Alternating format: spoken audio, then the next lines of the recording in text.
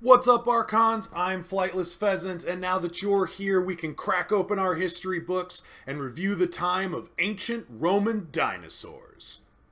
What, you don't remember that? Oh, well, this is going to be a lot of fun.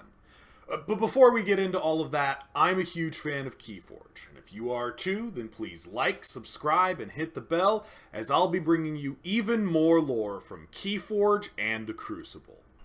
In case you haven't already guessed, today we're going to be doing another installment in my series, Houses of the Crucible. In this series, I break down one of the houses that's part of the Keyforge lore. Each house is unique, but they all work together with Archons to collect amber, forge keys, open vaults, and loot the treasures inside. Each house brings with it its own unique design inspirations, membership requirements, hierarchy, ideals, technology, and uses for amber. And this series is about breaking it all down so that you too can appreciate the unique world that is the Crucible. Today we're going to be talking about the Saurian Republic, more commonly known as House Saurian. The design inspirations for House Saurian are, well, ancient Rome and dinosaurs. The ancient Rome part mostly comes in the structures and design of their various weapons, equipment, and buildings, with Roman columns and shield walls and legionaries dominating much of their military structure. But throughout all of that, you'll notice that they are, well, dinosaurs. Or more specifically, dinosaur-humanoid anthro-hybrids, with very distinctive dinosaur features, but largely bipedal morphologies. If there are any two motifs that add up to something more grandiose than ancient Rome and dinosaurs, I'm not really sure what it would be. And this ostentatious grandioseness is seen throughout all of their card art and flavor texts, and even extends into their core card mechanics. House Saurian largely focuses on the Exalt mechanic, a mechanic by which you take an amber from outside of the game and place it on one of your creatures in order to gain some kind of benefit, at the cost of potentially having your opponent take that amber away from you in the future. A cost that House Saurian doesn't really feel bad about paying because, well, honestly, they're the wealthiest, most ostentatious, most grandiose house in all of Keyforge, and they have amber to spare. So, what do they care if they sometimes flash a little cash? House Saurian sort of refers to two groups. One of those groups being the Saurian Republic itself, and the other being the Saurians who live in that republic. But it's important to make the distinction because the Saurian Republic as an organization has many non-Saurian members, though most of those members don't really get all of the full benefits of being a citizen. Whereas the Saurians, who are the dinomorphs we talked about before, largely do have representation within the Saurian Senate. That representation, though, is divided up into the various Saurian subtypes, or tribes. The two largest tribes being the Carnosaurs, who are largely descended from carnivorous dinosaurs, and the second largest being the Herbisaurs, who are descended from herbivorous dinosaurs. The Carnosaurs largely are in charge of the military and the defense of the nations of the various city-states of the Saurian Republic, whereas the Herbisaurs are more interested in matters of philosophy, which currently dominate the political ideology of the Saurian Republic.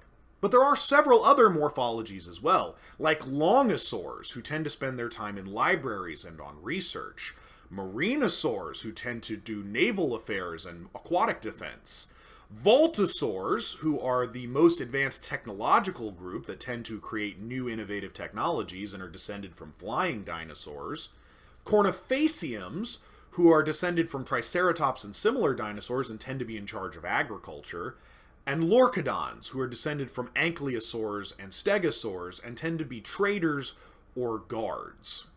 If you're not a Saurian, becoming a member of House Saurian, or a member of one of its various city-states, is actually not that difficult. You basically just become a citizen, and then start paying taxes. And as long as you pay your taxes, you're under the umbrella of the protection of the Republic, and can use its various resources as much as you want.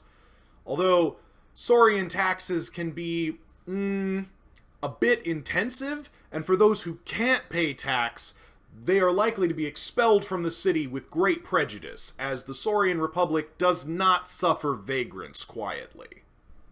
Life in House Saurian is actually probably one of the nicest on the Crucible, outside of perhaps Hub City or Quantum City. The Saurian Republic controls some of the most metropolitan centers on the surface of the Crucible, and they maintain that control with a level of technology and military capability almost unrivaled on the Crucible. In fact, at one time, the Saurian Republic span across the entirety of the local group, and their nation united all of the disparate parts of that entire area. Their roads still stretch across many of these areas, where their self-replicating nanotechnology allows them to continue to connect one area to another in spite of the tumultuous and uneven terrain that the Crucible is known for. The reason that the Saurian Republic wasn't able to spread any further and has now sort of fallen into decline is because they were unable to overcome the Crucible itself. The Crucible is a wild and cagey beast, where things can change rapidly within a few feet of each other.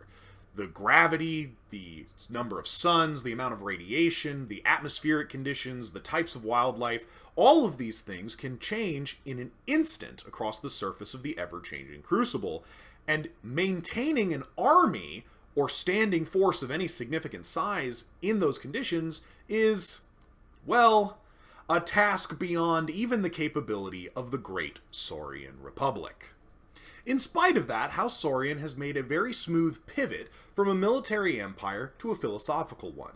A pivot that centers around their philosophical concept that they call the Golden Spiral.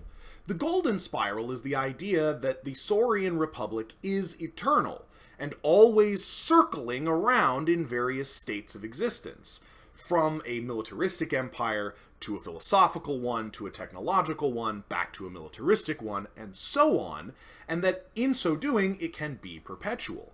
And this philosophy seems to hold some ground because the Saurian Republic is the oldest known organization in the local group, and has maintained some level of power and influence throughout the entirety of its existence.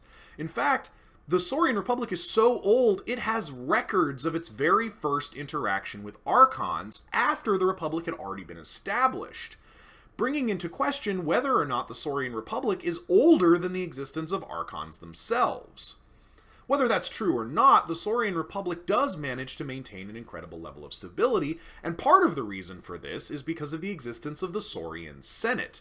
The Senate is a representative body that gets elected officials from the various tribes of the Saurian morphologies in order to represent them in matters of state.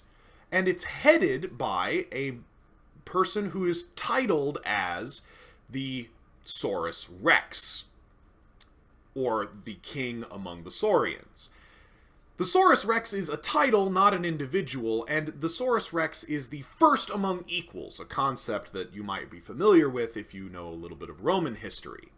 But much like in Roman history, the Saurus Rex's position is a touch unstable, and every now and then a coup d'etat comes around and replaces him with someone new.